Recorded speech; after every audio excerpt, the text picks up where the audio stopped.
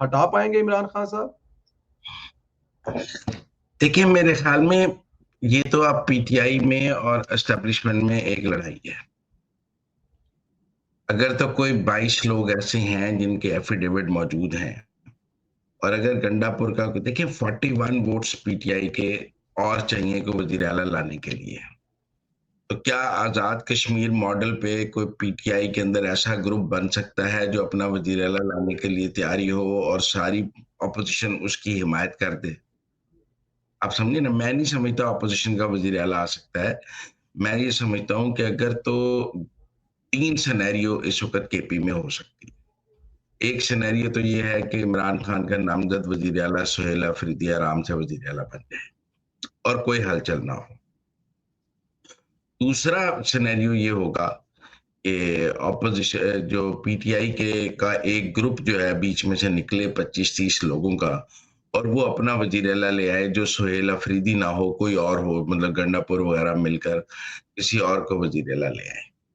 तीसरा सिनेरियो ये हो सकता है कि कोई भी वजीर आला ना बन सके, एक ग्रुप गंडापुर लेके निकल जाए।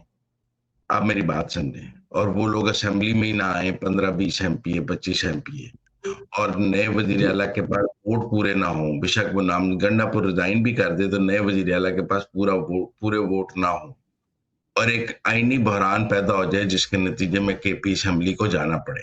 लिहाजा ये 2-3 सिनेरियोज हैं कि क्या, और ये फैसला अब देखना है कि क्या एस्टेब्लिशमेंट को इस वक्त केपी में इंतखाबात सूट करते हैं, क्योंकि जो वहां दहशतगर्दी की भी जो सूरत हाल है, और क्या सुहेल आफरीदी सूट करता है, और क्या गंडापुर का जाना सूट करता है।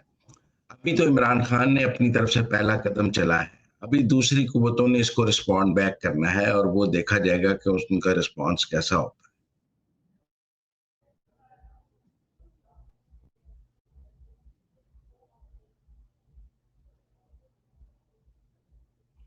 बिल्कुल ठीक है। जी है। संदेश। और आपको क्या लगता है कि गंडापुर स्टैंड भी ले सकता है? गंडापुर स्टैंड भी ले सकता है सर?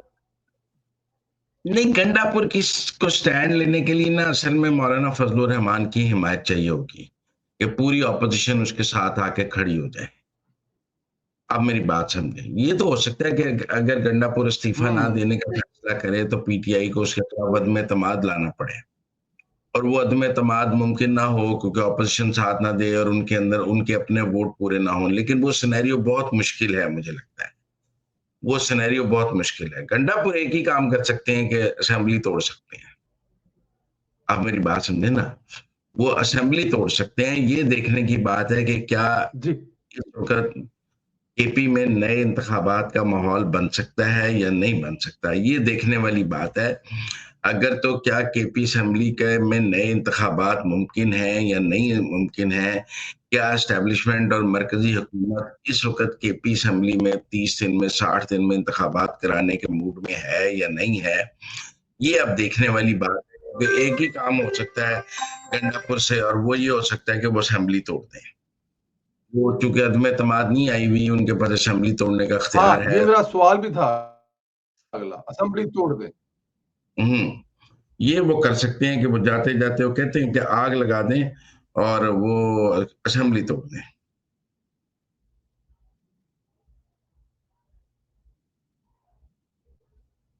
हम्म। राइट। ये भी मुमकिन है कि गंडापुर एक एमपीए बनकर अपने इमरान खान लीडर के साथ खड़ा हो जाए सर, और जो इमरान खान कहे उस पे वो सर हम कर दे। नहीं, इमरान गंडापुर की पीटीआई में इनिंग खत्म हो गई है। मुझे नहीं लगता वो बतौर एमपीए सरवाइव कर सकेंगे। मुझे नहीं लगता इमरान खान उनको आगे पार्टी में कोई जगह देंगे। जी का जाना ठहर गया है। गंडापुर की और पीटीआई की जो इनिंग है वो अपने तौर पे खत्म हो गई है। इस बात का गंडापुर को अंदाजा है। उनका पॉलिटिकल फ्यूचर आगे गंडा पीटीआई के साथ खत्म हो गया है। वो वजारत आला रख लें, छोड़ दें, इस्तीफा दे दें, असेंबली तोड़ दें, हर सूरत में वो अब इमरान खान के गद्दार हैं और उनका जाना ठहर गया। बिल्कुल ठीक है।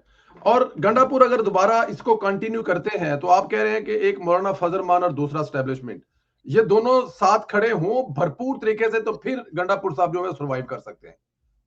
यस।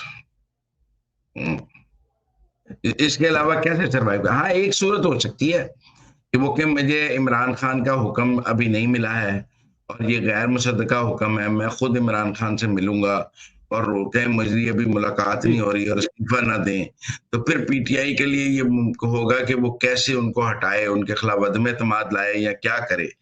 लेकिन वो कुछ दिन ये कह सकते हैं कि मुझे इन खबरों पर एतबार नहीं है, मैं खुद खान साहब से मिलकर फिर इस्तीफा दूंगा, और वो खान साहब से मिलने की कोशिश करें, मुलाकात ना हो, इस दौरान कोई वो 10-15 दिन खींच सकते हैं।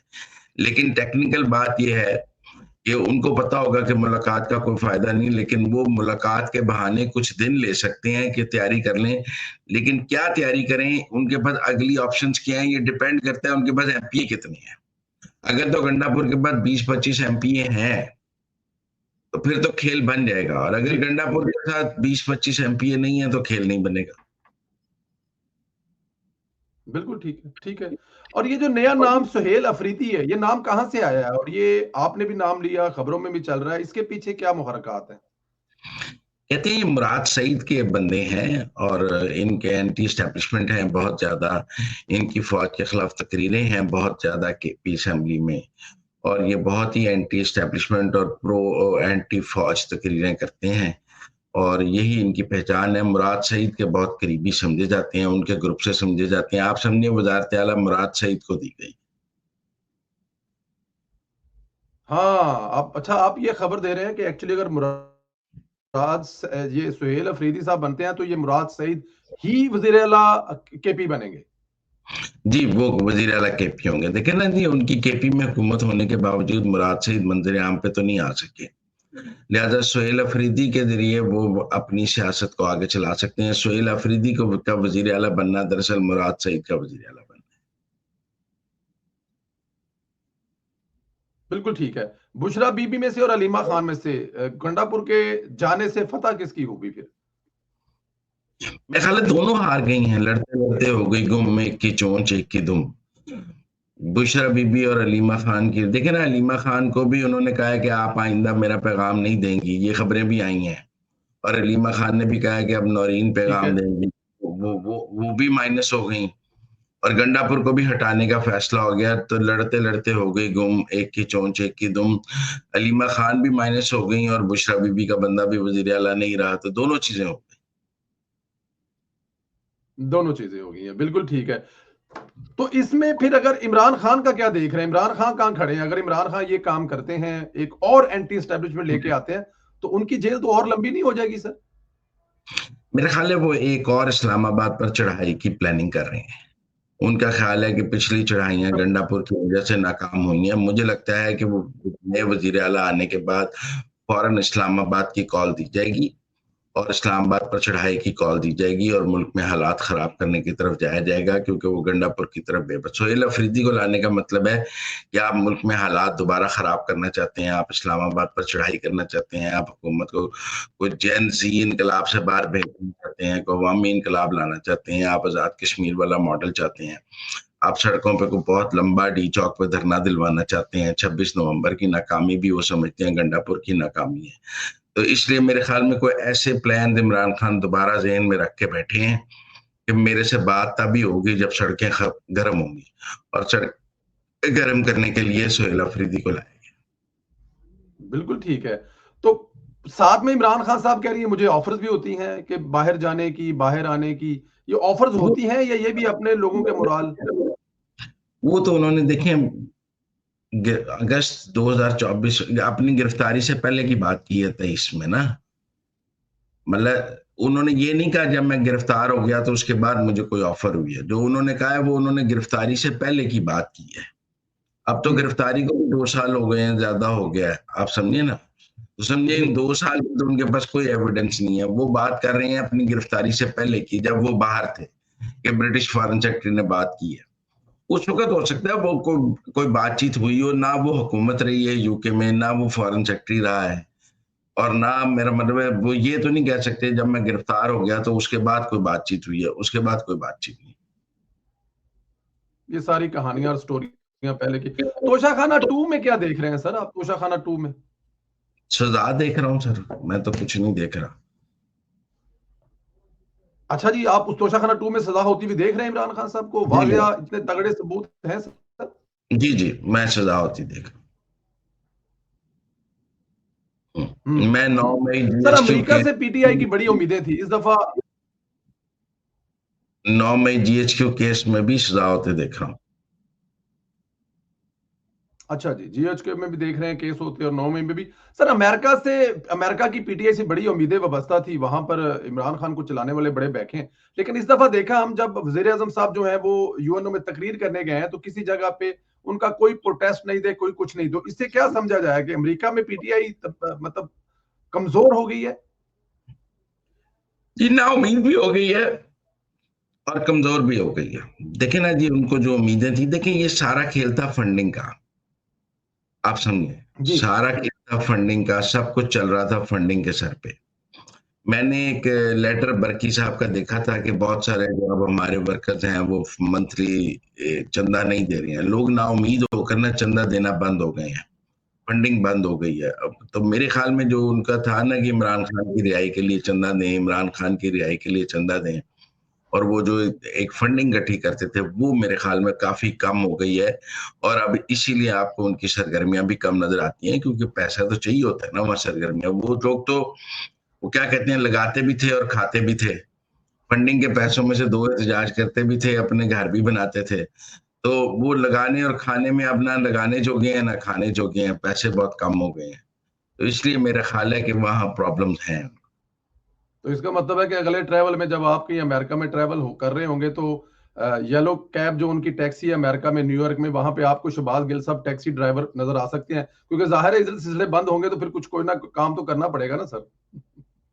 नहीं, यूट्यूब चल रहा है उनका, अच्छा जी। और आपको पता है वो यूट्यूब से इतने पैसे तो बना लेते हैं जितने अमेरिका में उनको नौकरी करके मिले। मेरी बात समझे ना। जी तो आपको पता है शहबाज गिल को पार्टी से निकालने की तो बात, हम कई दफा इसकी तस्दीक भी हो चुकी है सियासी कमेटी को। वो अब एक यूट्यूबर है और वो अपने जी। यूट्यूब पर मेरे ख्याल में पैसे बना रहे हैं। कुछ पीटीआई के हामी उनका ख्याल रखते होंगे, कुछ वो यूट्यूब से पैसे बना रहे हैं। अब वो पॉलिटिशियन कम है और यूट्यूबर ज्यादा है। बिल्कुल ठीक है। ये मादनियात वाला मामला जो है इस पे काफी ज्यादा शोर भी हुआ, अहमद वली खान साहब भी आए, फिर उन्होंने माफी भी मांग ली।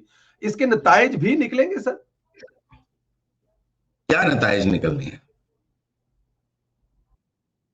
जब सर अमेरिका मादनियात। के साथ जो इन्वेस्टमेंट या अमेरिका आएगा यहां से निकालेगा कुछ? जी सर, वो निकलेंगे सर, ये सब कुछ पॉसिबल होगा। ठीक है ना। हम्म। बिल्कुल ठीक है। आखिरी दो सवाल है सर। एक तो ये बताइएगा कि पाकिस्तान का सऊदी अरब के साथ जो ये जो मुआहिदा हुआ है और आज उनका एक वफद आया हुआ है, इस वक्त इस्लामाबाद में मौजूद है, मुआशी नतायज के हवाले से, कि मुआशी हवाले से जो कॉन्ट्रैक्ट और चीजें होनी है, कैसे देख रहे हैं? ये कब तक पाकिस्तान इन्वेस्टमेंट ही आएंगी? बातें तो बड़ी होती है लेकिन इन्वेस्टमेंट प्रैक्टिकली तौर पर तो कभी पहुंची नहीं अभी तक। जी, इन्वेस्टमेंट आने में टाइम लगता है, किसी प्रोजेक्ट में ही आनी है ना, कर्ज तो फौरन आ जाता है, इन्वेस्टमेंट में टाइम लगता है, वो किसी प्रोजेक्ट की शक्ल में आनी है। लेकिन मुझे जो हम्म। पता लग रहा है वो ये है कि फिलहाल सऊदी अरब फौरी तौर पर 10 लाख वीजे पाकिस्तान के लिए कर रहा है कि 10 लाख का ह्यूमन रिसोर्स सऊदी अरब में पाकिस्तान का मजीद ऐड ऑन किया जाए। और वो मेरे ख्याल में, मैंने कैलकुलेट किया कि अगर 10 लाख वीजे मिले और एक बंदा 1,000 रियाल भी भेजे तो ये हर महीने $1 अरब डॉलर बनता है, आप 1 अरब डॉलर? अगर देखें ना जी, 10 लाख वीजे वो हमें देते हैं और हम 10 लाख बंदे सऊदी अरब भेजते हैं काम के लिए, जी तो वो कम से कम 1,000 रियाल तो अपने घर वालों को भेजेंगे ना, 80,000 रुपये अपना घर चलाने के लिए, आप समझे। जी ठीक है ना। जी तो 1,000 रियाल इंटू 10 लाख $1 बिलियन बनता है। 10 लाख और वीजों का मतलब है कि मंथली $1 बिलियन है। तो मेरे ख्याल में अगर तो वो फौरी तौर पे 10 लाख वीजों वाली, अभी एमबीएस ने ये जो इब्तदाई अब उनका वफद आया है, ये तैयारी कर रहा है एमबीएस के पाकिस्तान दौरे की, जी। चीजें उसकी तय हो रही हैं। तो अगर वो चीजें तय हो जाती हैं तो मुझे लगता है नवंबर एंड में या दिसंबर में वो आएंगे, तो तब उसके वक्त इन्वेस्टमेंट और सारे प्रोजेक्ट और सब कुछ अनाउंस हो जाएगा। बिल्कुल ठीक है। आखिरी सवाल, ये मरियम नवाज और सिंध सिंध और पंजाब, ये जो सारी कशमकश चल रही है इसकी वजह क्या है? और सिंध की तरफ से मरियम नवाज पर ये एतराज जायज है कि जो पैसे हैं वो बेन इनका सपोर्ट प्रोग्राम के जरिए देने चाहिए सर? देखिए वो समझते हैं कि बेनजीर इनकम सपोर्ट प्रोग्राम से जो पैसे दिए जाते हैं उसके नतीजे में पीपल्स पार्टी का वोट बैंक बनता है, जी उसके साथ बेनजीर का नाम लगा हुआ है ना, उनका ख्याल है। हालांकि जी ऐसा हुआ नहीं है, पंजाब में उनका वोट बैंक खत्म हो गया बेनजीर इनकम सपोर्ट प्रोग्राम के होते हुए भी। जी लेकिन टेक्निकली मैं ये समझता हूँ कि पीपल्स पार्टी पंजाब में अपना वोट बैंक बनाने की कोशिश करती है वक्तन फवक्तन। आप देखें उन्होंने समबड़ियाल का जिमनी इलेक्शन भी अलग लड़के देखा कि शायद हमारा को वोट बैंक बने, लेकिन नहीं बना। अब पंजाब में दो तरह के वोट बैंक मौजूद हैं, एक पीटीआई का है, एक नून लीग का है। एंटी पीटीआई वोट बैंक मुस्लिम लीग नून के पास है। वो समझते हैं कि शायद पीटीआई का वोट बैंक गिरेगा, आगे पीटीआई के लिए मुश्किलात हैं, तो एंटी पीएमएलएन जो वोट बैंक है वो पीपल्स पार्टी कब्जा कर सकती है। तो मुझे ये लगता है कि वो अपना वोट बैंक बनाने के लिए एक एंटी पीएमएलएन स्टांस पंजाब में रखेंगे और उसको लेकर चलेंगे। ये उनकी सियासी जरूरत है। सही।